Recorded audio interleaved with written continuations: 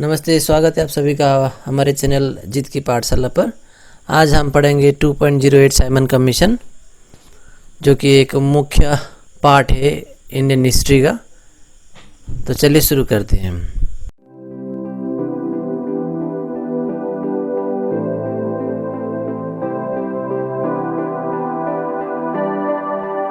The Government of India Act of 1919 laid down that after a period of about 10 years, a commission would arrive in India to inquire into the working of the reforms introduced by it। यानी कि 1919 में the government of India act नाम का एक कानून India में पास किया गया ब्रिटिश के द्वारा, और उसमें ये बताया गया कि अब से इंडियन लोगों को ज़्यादा मौका मिलेगा ब्रिटिश गवर्नमेंट में हिस्सा लेने के लिए।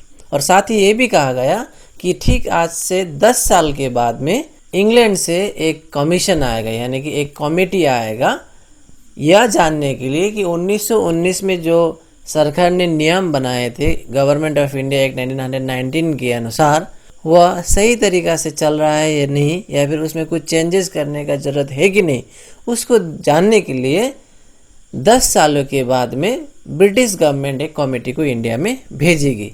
ऐसा लिखा गया था गवर्नमेंट ऑफ इंडिया एक्ट 1919 में।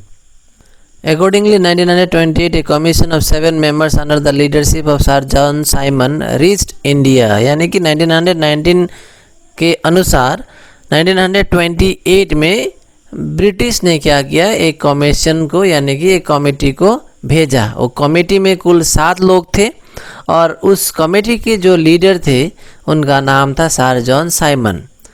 But as the commission did not have a single Indian members, the Congress boycotted it। लेकिन उस साइमन कमीशन में एक भी भारतीय शामिल नहीं थे। हालांकि गवर्नमेंट ऑफ इंडिया एक्ट में उल्लेख किया गया था कि आज के बाद कोई भी कमीशन या फिर कोई भी कमेटी या फिर गवर्नमेंट का कोई भी पार्ट क्रिएट किया जाएगा तब उसमें भारतीयों को शामिल किया जाए। साइमन कमीशन में कोई भी इंडियन नहीं थे।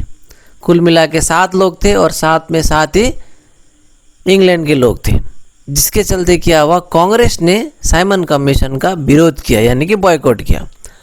Slogans of go back Simon rent the year, और लोगों ने क्या किया, प्रोटेस्ट करना शुरू किया, स्लोगन लगाए जिसमें उन लोगों ने कहा गो बैक साइमन, इस तरह के नारे गूंजे गए। At Lahore, a procession organized against the Simon Commission under the leadership of Lala Lajpat Rai was लाठी चार्ज। और लाहौर में कुछ लोग साइमन कमीशन का विरोध कर रहे थे, जिसमें लीडर के रूप में काम कर रहे थे लाला लाजपत राय। और वहाँ पे क्या हुआ, पुलिस ने उनके ऊपर और जितने भी लोग प्रोटेस्ट कर रहे थे उनके ऊपर लाठी चार्ज कर दिया। Lajpat Rai was seriously wounded and he subsequently died.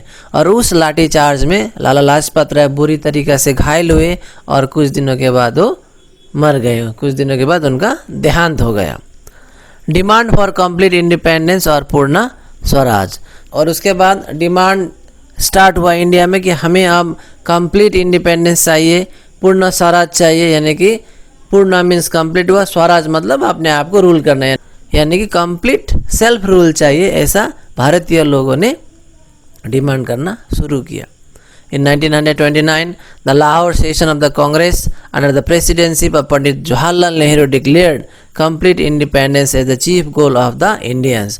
और 1929 में लाहौर में जब कांग्रेस का सेशन चल रहा था, मीटिंग चल रहा था, वहीं पे पंडित जवाहरलाल नेहरू जो कि कांग्रेस के उस समय के प्रेसिडेंट थे, उन्होंने वहाँ पे डिक्लेयर कर दिया कि अब इंडियन का मूल मकसद क्या रहेगा, कंप्लीट इंडिपेंडेंस रहेगा। Consequently, January 26, 1930 was celebrated as Independence Day throughout the country।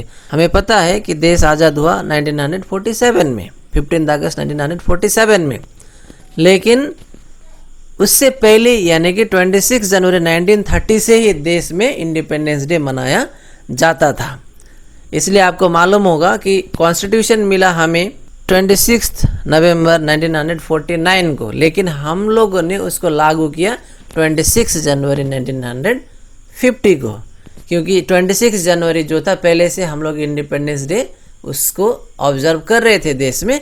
नवंबर को अगर हम लोग कॉन्स्टिट्यूशन लागू कर देते तो ये 26 जनवरी का वैल्यू इतना नहीं रहता। और कुछ बड़े लोगों ने कहा उस समय कि 26 जनवरी को तो हम लोग पहले से ही एक फेस्टिवल के रूप में मना के आ रहे हैं, तो इसीलिए इस कॉन्स्टिट्यूशन को भी 26 जनवरी में ही अगर हम लोग देश को समर्पित कर देते तो वो दिन शुभ रहेगा और अच्छा रहेगा। इसलिए भले ही 26 नवंबर 1949 को राजेंद्र प्रसाद जी ने उस कॉन्स्टिट्यूशन में साइन तो किया, लेकिन उसको देश के लिए समर्पित किया गया, लागू किया गया 26 जनवरी 1950 को।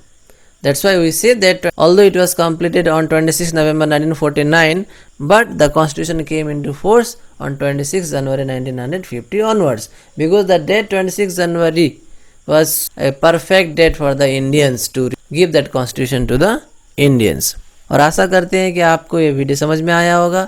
मिलते हैं अगले वीडियो में। Thank you for watching our video.